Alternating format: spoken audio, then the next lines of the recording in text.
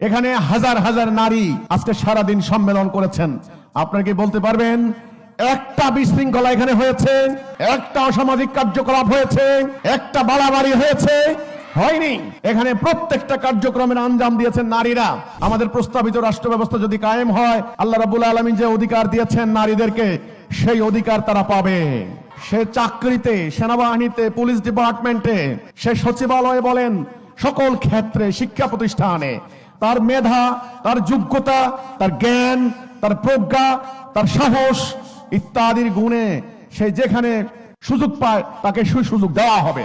শুধু নারী বলে তাকে বঞ্চিত করা হবে না। তাওহীদ ভিত্তিক রাষ্ট্র ব্যবস্থা যদি প্রতিষ্ঠা করতে পারি, তাহলে নারীদের পোশাকের নামে বাড়াবাড়ি হবে না, তাদেরকে রাস্তাঘাটে হেনস্থা করার কোনো হিম্মত কারো থাকবে না। এবং যে সমস্ত অন্য ধর্মের নারীরা আছেন, সিঁদুর পরে, শাখা সিঁদুর কপালে টিপ দিয়ে যতই হাঁটেন, আপনাদের দিকে চোখ তুলে তাকানোর হিম্মত কারো থাকবে না ইনশাআল্লাহ।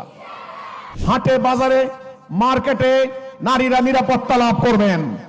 অফিসে তাদের বস কর্তৃক সে হেনস্থার শিকার হবে না। বাসা বাড়িতে কোনো গৃহকর্মী হেনস্থার শিকার হবেন না।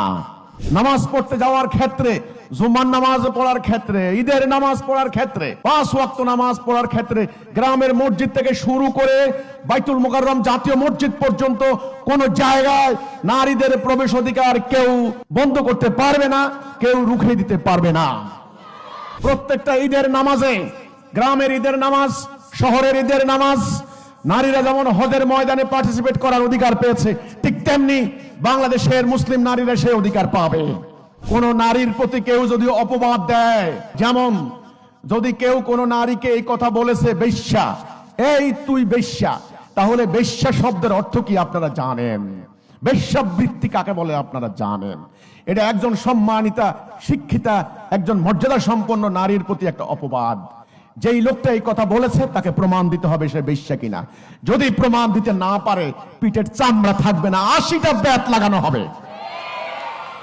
কোন নারী তার পিতা মারা যাওয়ার পর তার সম্পত্তি, উত্তরাধিকারী সম্পত্তি পাওয়ার ক্ষেত্রে 100% নিশ্চিত করা হবে ইনশাআল্লাহ। আজকে গ্রামে গঞ্জে যান, সেখানে নারীদের তার বাবা মারা গেলে ভাইয়েরা সম্মিলিতভাবে ষড়যন্ত্র করে তাকে সম্পত্তি দেয় না। যদিও দেয়, ওই মাঠের কোনায় একেবারেই মূল্যহীন একটা সম্পত্তি দিয়ে বিদায় করে দেয়। এটা অন্যায়। এটা আল্লাহ প্রদত্ত অধিকার থেকে তাদেরকে বঞ্চিত করা হচ্ছে।